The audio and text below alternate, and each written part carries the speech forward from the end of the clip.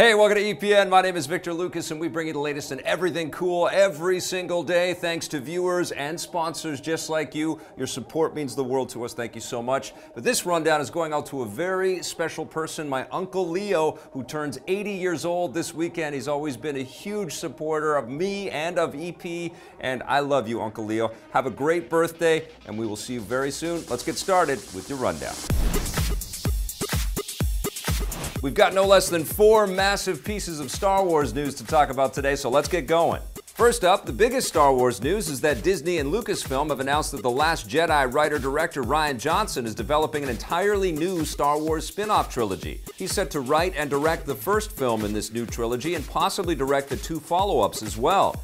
This new trilogy will be separate from the main Star Wars episode movies, and the thing that sets it apart from other spin-offs like Rogue One is that Disney says it will introduce new characters from a corner of the galaxy that Star Wars lore has never before explored. That means we'll be seeing entirely new locations, creatures, and concepts, and given Rian Johnson's previous work, it's safe to assume that this corner of the Star Wars galaxy will be a little more dark than what we're used to. The possibilities are endless. All the recent Star Wars films have arguably been constrained by the established look and feel of the original trilogy, so setting this new trilogy in an entirely different place will give Rian Johnson more creative freedom. Lucasfilm president Kathleen Kennedy says that they loved working with Johnson on The Last Jedi, which seems like a nice change of pace from the recent problems they've had with the directors on other Star Wars movies, and she promises that he'll do amazing things with the blank canvas of this new trilogy. You know, we'll keep up to date with the latest news surrounding this mysterious new spin-off trilogy. It doesn't have a release window yet, but will likely arrive sometime after Episode 9 completes the current trilogy in 2019. What new corners of the Star Wars galaxy would you like to see explored in these new films? Give us your thoughts and ideas in the comments below.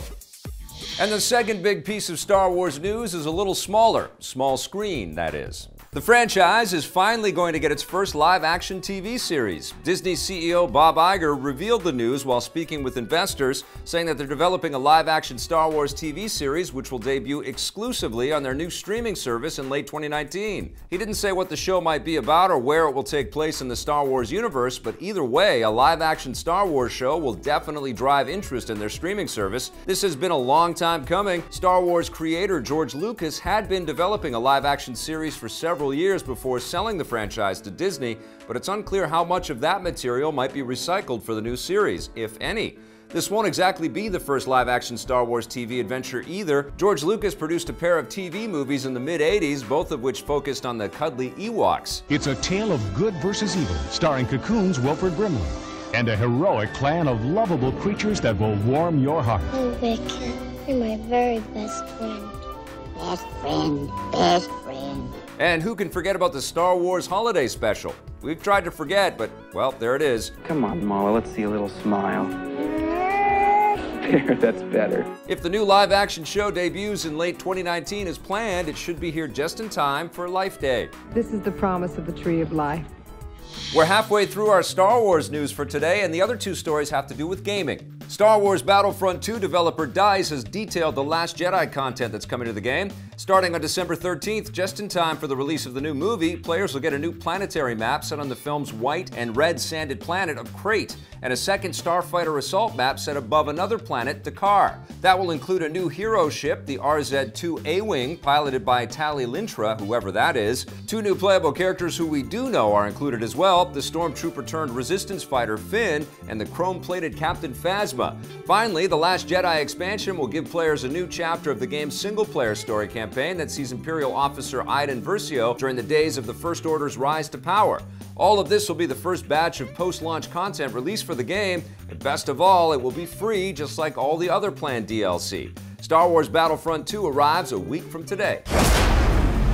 And the other piece of Star Wars news today is related to another upcoming Star Wars game. Electronic Arts has bought developer Respawn Entertainment, which previously delivered Titanfall 1 and 2 and is currently working on an untitled Star Wars action game. EA is paying $455 million to buy the studio, and the deal means that they'll own not just the studio, but also the rights to the Titanfall franchise. Best of all, as part of the announcement, EA revealed that Respawn is already working on a new title in the Titanfall franchise, although they haven't provided any other details. We've got our fingers crossed that it will be a full-fledged Titanfall 3, but we'll have to wait and see. In a statement, Respawn co-founder Vince Zampella says that the EA acquisition will provide them with more resources, access to new technologies, and expertise that will help them make better games, and he promises that Respawn will retain the same creative freedom and culture that they've always had. We're going to hold them to that, especially given how much we love Titanfall 2. You should play that if you haven't, by the way. There's no release window yet for the new Titanfall game. Their new Star Wars game is rumored to be arriving in 2019. Okay, we promise we're done talking about Star Wars for now, but that doesn't mean we can't talk about Star Trek. CBS has announced that the second half of the show's first season will debut on January 7th, following a 2-month hiatus that will begin after this Sunday's mid-season finale.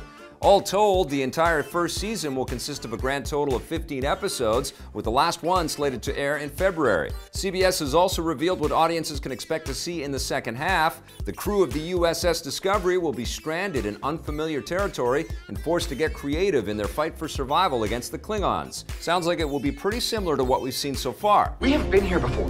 Like before, all of the new episodes will be available exclusively on the CBS All Access streaming app in the US, while in Canada it's available from Bell Media and everywhere else in the world on Netflix. CBS has already renewed Discovery for a second season, saying that their experiment with online streaming has paid off, and although they haven't released specific numbers, they say it's given them a record number of new subscribers.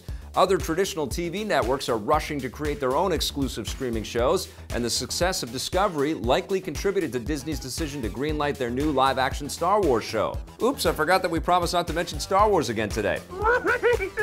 There's no release window yet for the second season of Discovery.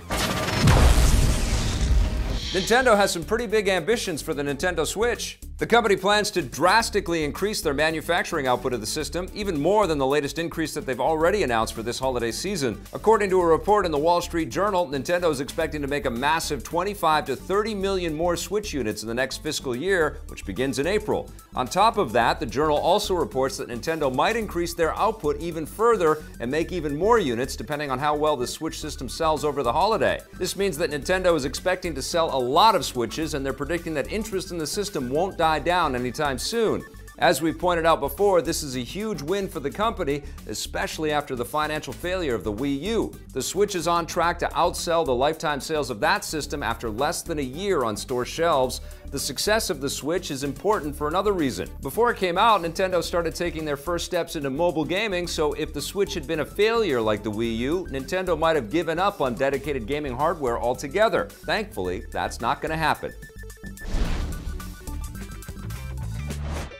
Thank you so much for watching. That's our rundown for today. We are off on Monday for Remembrance Day here in Canada, so have yourselves a great weekend. Remember, we've got tons of other video content for you to check out, so please do. If you dig it, hit that subscribe button, that little bell, and if you're so inclined, that sponsorship button too.